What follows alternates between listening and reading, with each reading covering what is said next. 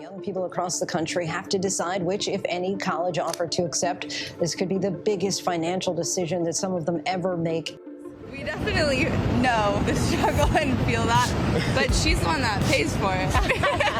Although you might not have to worry about tuition, it still takes a lot of money to attend university in Germany. In fact, international students wishing to study in Germany from January 1st of 2023 are required to put away 11,208 euros into a blocked bank account just to cover living expenses for a single year. And this number is actually calculated based off of the average cost that a German student could anticipate to incur over a year at a university. So it all begs a question. With all of these significant costs, why aren't German students struggling under crippling student loan debt like their American counterparts?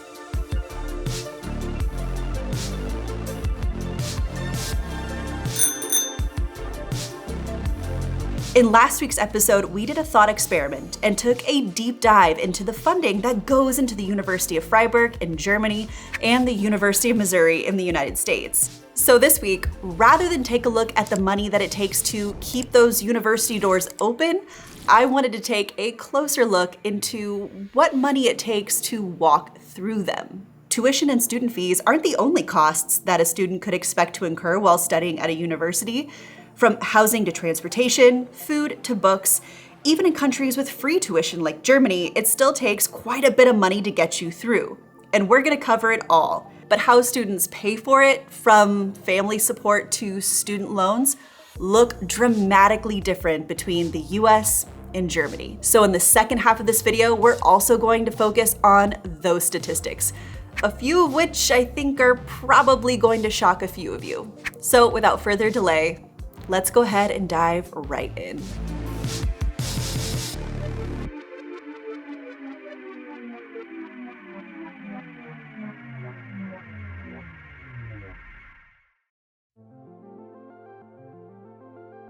After tuition, housing is undoubtedly the next most significant cost that a student should anticipate when studying at a university. However, I think anyone who has studied in both countries or just happened to see a picture of a college campus in Germany or the United States on television would probably agree with me that student housing is one of the most significant physical differences between university life in the US and in Germany. At most American universities, it's a requirement that students live in on-campus housing for at least 1 year, sometimes 2. Of course, exceptions are sometimes made for townies or students whose families live in the university town, but the general thought is that dormitories or residence halls provide a more focused and supportive living environment for students. And although the United States has a legal drinking age of 21, they talked the bar! And I'm not personally admitting to anything on camera. Are aware, but Delta Psi is simply responsible for the most epic party moments in history. But the Hollywood movies portraying college campuses as party places for young adults,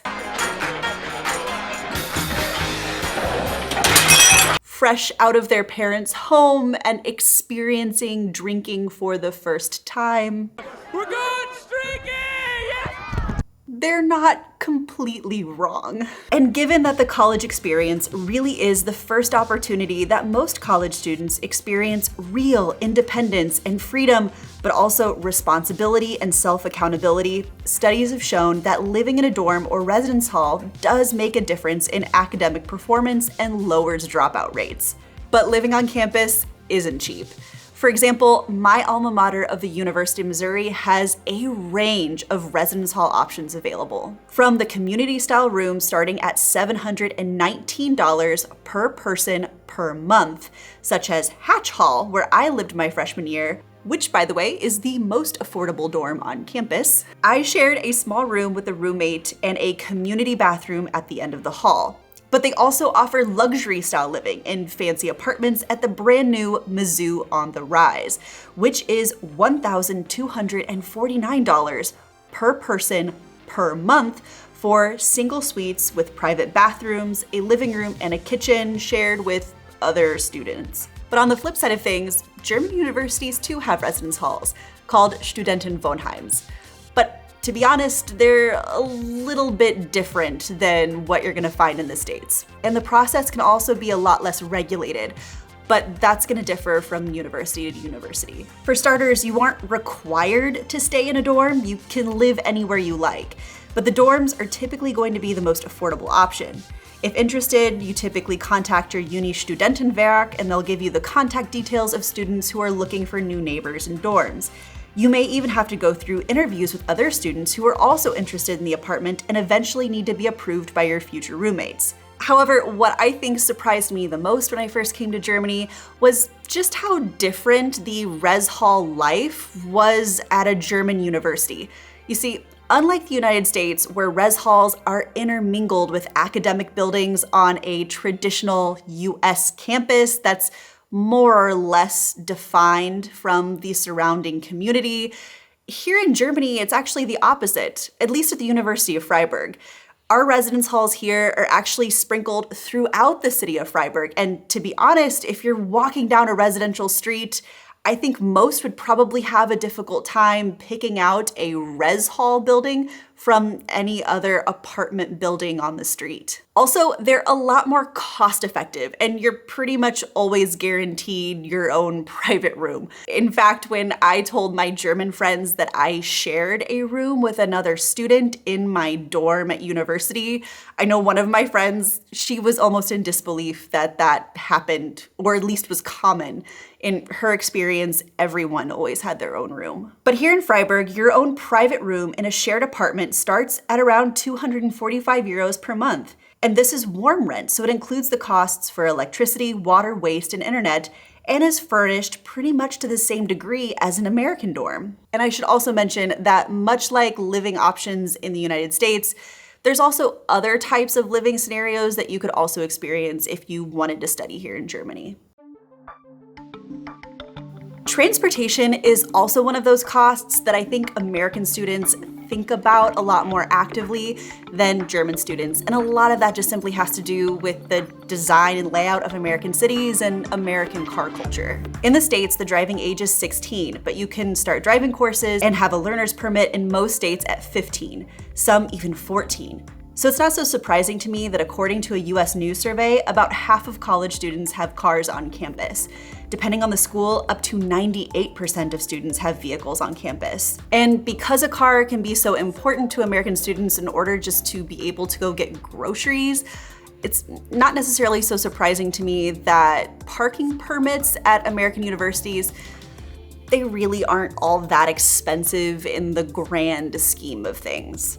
At Mizzou, for example, rates per semester are $82 for parking lots and $65 for motorcycles, and that's probably going to be for a spot in a parking lot pretty far away. But once you tack on other costs like insurance, maintenance, and gasoline, transportation costs can add up. But generally speaking, German students aren't as likely to drive. It's difficult to find a good statistic on this, but a 2012 study found that car ownership by young Germans has been decreasing, and the share of licensed drivers has stagnated. I personally know many German students who do own a car. It's not that it's never seen, but most of them I think would also agree with me that it's just not necessarily as necessary as it is in the United States. And that's because since most German universities are located in major German cities, you can benefit from a robust network of public transportation. And those student fees, which I mentioned in last week's video of approximately 150 to 300 euros, not always but often includes a semester pass for public transit. And to be fair, I know that at least here in Freiburg, a number of college students don't even use public transit hardly at all. They prefer just to bike to campus or to class or to the Mensa because the bicycle infrastructure in Freiburg is incredible. And I know that when my family visits Freiburg, the thing they always comment on is how many bicycles are in this city. It's really incredible. The next major expenditure for college students is food. And in this category, the US and Germany are actually quite similar to one another. Every university handles food at the cafeteria a little bit differently in the States. Some universities set up students with a meal plan where they swipe their card for a fixed price meal, and then it's buffet style dining. But I know other universities, like the one I taught at, they'll often use a student ID like a prepaid card, and either you pay per item like at a restaurant or per weight at a cafeteria. But you know, rather than focus on the cost in this one, because again, with different dining systems and methods of payment, it's a little bit like comparing apples to oranges, instead I just like to focus on how different the dining hall experience can be between the United States and Germany. Like many aspects of American university life, dining halls are no exception when it comes to flashy amenities to attract students. At Mizzou today, Campus Dining Services operates 25 different locations, and this includes traditional buffet-style dining like at Plaza 900 to restaurants like Starbucks and Subway locations. You certainly eat well at Mizzou, and this is no shade to the Mensa at the University of Freiburg because I actually have had some really good meals there too. But I would say in my experience, there's just a lot more variety at the University of Missouri's dining hall system. Take Plaza 900 for example. Tonight, their dinner menu includes everything from jackfruit tacos to made-to-order hamburgers, just the way you like it.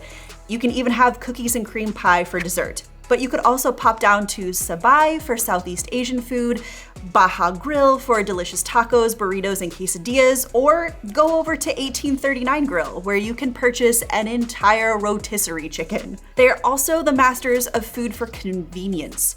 There's coffee shops in all of the big communal areas, including the library, and Subway is open until 11 o'clock at night for when the hunger from late night study sessions comes on strong. By contrast, the University of Freiburg operates 14 different locations, which I think is really impressive, also ranging from cafeteria-style dining to individual restaurants or cafes. But objectively, they do have a little bit more limited of a menu selection. The largest cafeteria, the Mensa at Rempartstrasse, they typically are always going to offer 2 fast plates, which are just sort of like quick grab and go items, 1 weekly special that rotates again like every week it changes, and then 2 daily specials that you can choose from, in addition to a salad bar.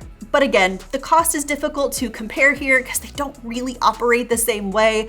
But just for reference, a meal at the Mensa, such as the one you see here on your screen, is gonna run you €3.35 plus drinks.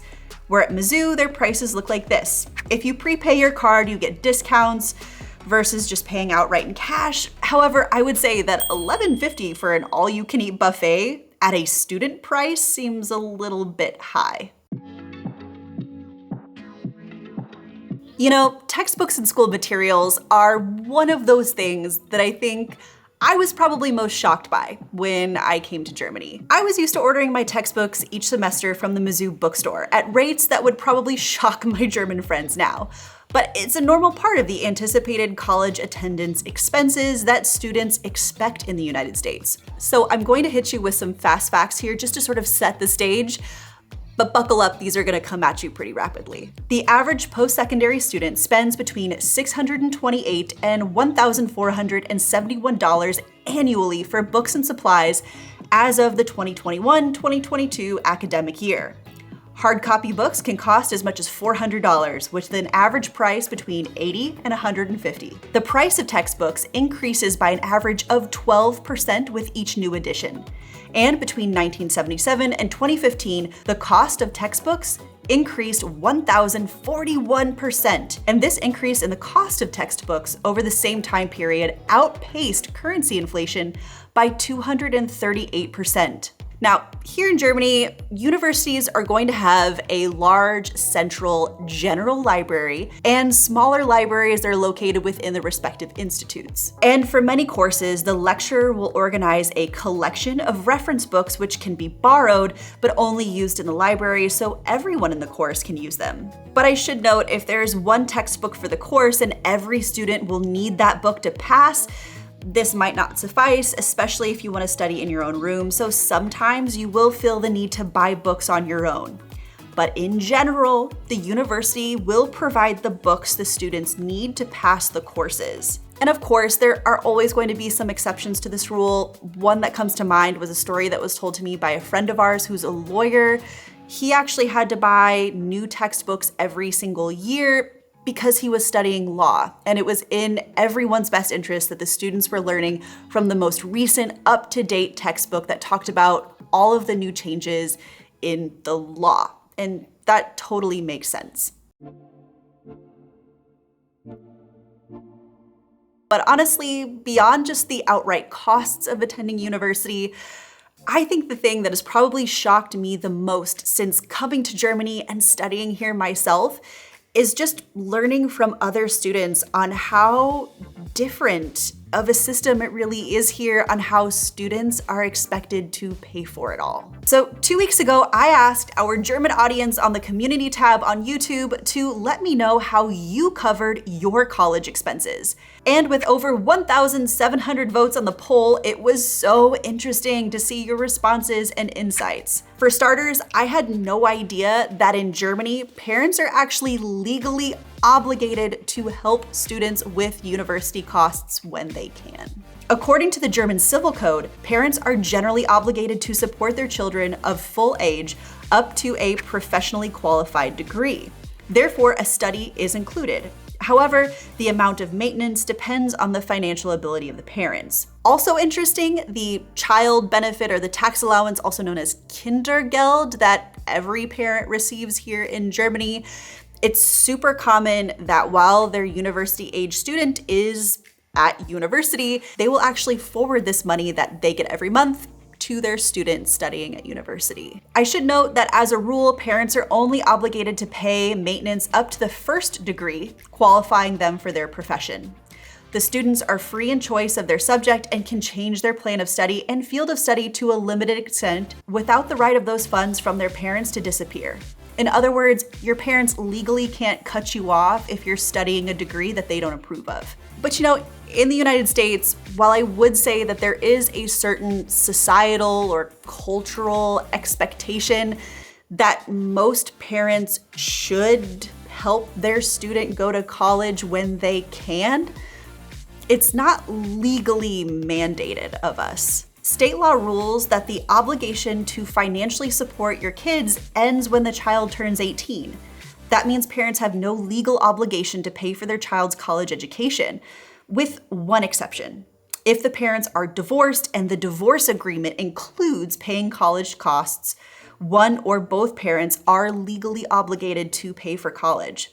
Now, there's been a few flashy court cases where students try to sue their parents for college support, but generally speaking, these are pretty privileged kids who have been estranged from their parents and are angry that mommy and daddy cut them off. That being said, American parents really do sort of expect to pay significant costs for their child's college education. Through a combination of savings, borrowing, and putting aside some of their current paychecks, parents footed about 54% of the bill for tuition, room and board, and other expenses in 2021. That amounts to an average of $26,373 per school year. But often, parental support alone isn't enough to pay for all of the costs of attending college or university in either Germany or the United States. So many students will turn to scholarships or student loans in order to fill in the gaps or pay for it all outright. However, those scholarships and student loans look very different between the US and Germany. For example, West Germany introduced in 1971 a comprehensive system of student loans called BAföG that is still running strong today. The awarding of the loan, as well as the loan amount, is determined by the financial needs of the student and the income of his or her parents. Today, 50% of the student loans are treated as a scholarship, which students do not need to repay. The other half is considered an interest-free loan, of which today only a maximum of 10,010 euros from the loan amount needs to be repaid. Additionally, students may be forgiven parts, up to 20% of this loan, if they finish their college education ahead of schedule, or were among the best students, the top 10% of their class, or if they actually repay the loan early. Since their introduction, the number of student loan recipients has steadily declined from about 50% of all students in the 70s to a reported 24% in 2012. It's clear that BAföG, the eligibility requirements, really do make it sort of tailored to low-income students and families. But I have to say, the fact that it's an interest-free loan, the fact that payments don't even start until 5 years after the funding period has ended, and just given the fact that there's a maximum amount of repayment that is needed overall, I just find that incredible. Because on the flip side of things, where less than a quarter of German students have loans, 2/3 of graduates from public colleges in the United States had loans, borrowing an average of $26,900, according to 2016 data from an April 2019 report. It was the latest that was available. And those latest figures estimate that there's nearly 1.75 trillion in total US student loan debt. And whereas in Germany, most of those are interest-free loans, if you are a US student right now, federal student loans for undergraduates currently have an interest rate of 4.99% for the 2022-23 school year, while graduate students have interest rates of 6.54% or 7.54% for unsubsidized loans or plus loans, respectively. But I think the big takeaway here, especially when looking at student loans, and the fact that student loans in Germany are largely interest-free, it's just really telling of a much larger mentality between the two countries on how a college education is financed. Because the conversation revolves around an entirely different expectation on what is the ultimate return on investment. The US model, much like the entire higher education system, is about direct monetary profit margins. Critics of the federal student loan program will say that it's a drain on the American economy because too many students are defaulting and not paying it back with interest. But the German model is much, much more long-term and broad. In the German model, a well-trained, well-educated working class is crucial to economic vitality. And if we're telling our youth that you need to be educated in a trade, a craft, or in a professional skill in order to be personally successful, but also successful as a nation, then it's the nation's responsibility to make that education affordable and not a pathway to debt. They don't measure their profits based on exploiting students who just want to get a better education.